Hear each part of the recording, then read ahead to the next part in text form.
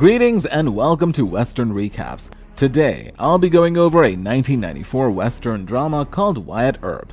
Spoilers ahead, enjoy. At the beginning of the movie, a man sitting in a pub is approached by two other men. They look like they work for this man and are here to give him some news. They tell him about some other men who have just moved out of the OK Corral down by the flies. Then give him names like Billy Clanton, Ike, the McClarys, Billy Claiborne, and more. Hearing this, the boss goes with them. In the next scene, we see some boys working in the field. The older boy says goodbye to the little ones as he is going somewhere. He is seen running in the field. A man on a horse is chasing him. The man finally catches him and asks him where he is headed. The boy's name is Wet. The man says to him that he thought what was headed to Logan. But the boy says that he changed his mind and is now going to town to enlist. The man appears to be his father, who does not approve of his son's intentions. Wyatt Earp, as a teenager, lives in Pella, Iowa, on the family farm during an American Civil War, where his older brothers, Virgil and James, fight for the Union. Wyatt tries to flee with the intent of lying about his age and enlisting in the military, but his father finds him. At night, Wyatt is seen walking around with a rifle, practicing to march and hold the gun like army men. There arrives a carriage, looking at which Wyatt thinks that Virgil is back. He hugs his brother as he steps out of the carriage, and both feel at home instantly. He asks about James, and Virgil tells him that he is in the carriage. James is severely wounded when his brothers return home from the war. His father hugs him and thanks the Lord for making him return safely. They have breakfast together the next day, and the family decides to move to the west. The daughter asks why they have to move. He says that there are a lot of opportunities in California. He shows his interest in Wyatt studying law and then helping his father with work. Here, Wyatt's father also makes a statement, which he asks everyone to remember: blood comes first. In the next scene, we see the family moving. They are all traveling in carriages, night and day. Wyatt's mother gives him a list of things to buy in town. He leaves with his brother to get the supplies. Here, Wyatt sees a new world. His brother tells him that he loves the town. They see some people getting into a fight there, and soon it includes guns and bullets. Wyatt throws up at seeing a man slain in a firefight. Everyone gathers around the dying man. That night, he talks to his father while cleaning his horse. His father consoles him, but Wyatt says that he is not afraid of anything at all. Nicholas says that he wants to share some advice with Wyatt that he once shared with his brothers when they went to war. He tells him that he is a believer in the law, but some men don't care about the law and take part in viciousness. He advises him to hit first if he can whenever he is trapped in this viciousness. He tells him to hit to kill when it comes to that, and that the Earps always know when it's time. 7 years later, Wyatt is at odds with a bully while working as a wagon driver in the West and acting as a fight referee in Wyoming. Several men are after his wagon, and his friend Dutch is fighting them.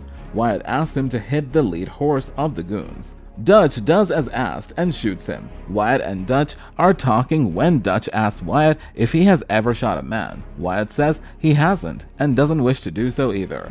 The next scene shows dozens of men working at a railroad. Then they see a fight between two men, where Wyatt is the referee. Wyatt then stops the fight, as one man is in terrible condition. The man from the wrestling ring comes and punches Wyatt after they have stepped out.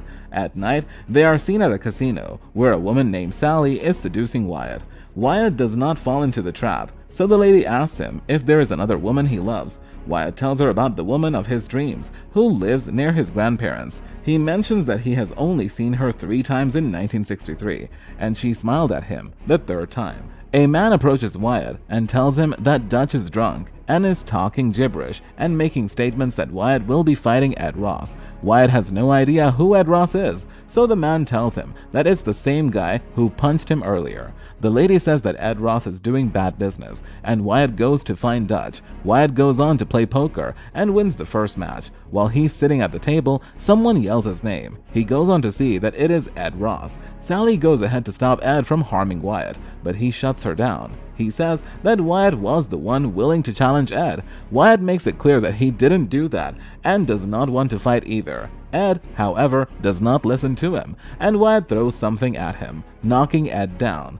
Then Wyatt disarms him by taking his gun out. He announces that Ed wanted to shoot him down over nothing but loss. So he will be taking Ed's gun. He steps out with Sally to watch the fireworks on the 4th of July. Here, he is still stuck between choosing guns and trying to see how to aim them. Wyatt marries Arilla Sutherland upon his return to Missouri, where she was his childhood sweetheart. They relocate to their own home, and he starts a job as a police officer. His expectant wife passes away from typhoid disease months later. Wyatt, who has been by her side throughout his sickness, experiences severe depression. He starts drinking, destroys their house and belongings, and goes from place to place until he reaches Pine Bluff, Arkansas.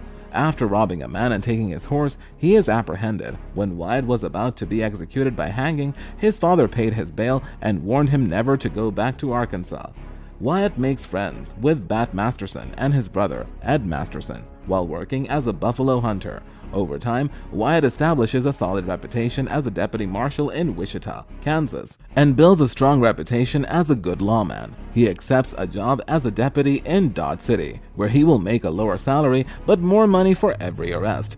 Actress Josie Marcus saw Wyatt kill his first man in Dodge City. When Wyatt develops feelings for a prostitute named Maddie Blaylock, the Mastersons join him as deputy, although the Dodge City Council dismisses Wyatt for using excessive force and appoints Ed to take his place. Wyatt thinks Ed is too docile. Wyatt starts catching outlaws while working for the railroad. Wyatt meets gunman and gambler Doc Holliday while pursuing bandit Dave Rudabaugh at Fort Griffin, Texas, and the two wind up becoming close friends. Holliday helps Earp find Rudabaugh, whom he despises bitterly. Wyatt learns that Ed has passed away after shooting both of his assailants and then dying in the street. Despite the wives' and Maddie's objections, Wyatt moves his family to Tombstone, Arizona. After returning to Dodge City to help restore law and order, Wyatt returns into trouble with the cowboy gang right away. He develops a romantic relationship with Josie Marcus, which upsets her boyfriend, Sheriff Behan, and puts a strain on his friendship with Maddie. He also becomes the subject of rumors in the community. Following the murder of Fred White, Virgil takes over as marshal, and Wyatt, his brothers Morgan and Virgil, arrest several cowboys. Wyatt intervenes in numerous altercations involving the cowboys, particularly Ike Clanton and Holliday. Holliday pledges his allegiance to Wyatt, whom he views as his lone genuine friend. The brothers become very unpopular in the community after the gunfight at the OK Corral. Morgan is dead, and Virgil is ambushed and hurt. Virgil tells Wyatt that they want to take his hand and that Wyatt shouldn't let him. Doc tries to save his arms at all costs. His wife is by his side at all times. When Virgil asks about Morgan, everyone feels a sense of guilt as they couldn't tell him that Morgan was no longer alive. Wyatt's friends expresses his sorrow that he thought of Morgan as his little brother. He asks Wyatt what they should do, and Wyatt says he wants to kill them all. The next morning, Warren comes to see Wyatt. Maddie shoots at Wyatt, saying that he is the only one who had not been shot. Wyatt's friends help Morgan's coffin inside the train and get a letter from Tuscan. The train leaves for California, where Wyatt says that if anyone tries to come on, they should be shot and killed. Wyatt and his comrades get revenge on the remaining cowboys in the Vendetta ride. Many years later, in Alaska, Wyatt and Josie go gold panning. A young man on the same boat recognizes Wyatt and tells a tale about how Wyatt saved his uncle, Tommy, behind the deuce from certain death. Josie hears Wyatt say, she responds, "Never mind them, Wyatt. Some people say it didn't happen that way, so it transpired." Holliday passed away 6 years later at a hospital in Glenwood Springs, Colorado, according to an epilogue. Years after Morgan's death, members of the Clanton gang continued to disappear without explanation. Wyatt and Josie were married for 47 years until Wyatt passed away in Los Angeles at the age of 80. Thank you for watching, and remember to click the bell icon and subscribe to our channel so you won't miss any of our future insightful movie recaps. Until next time, cheers!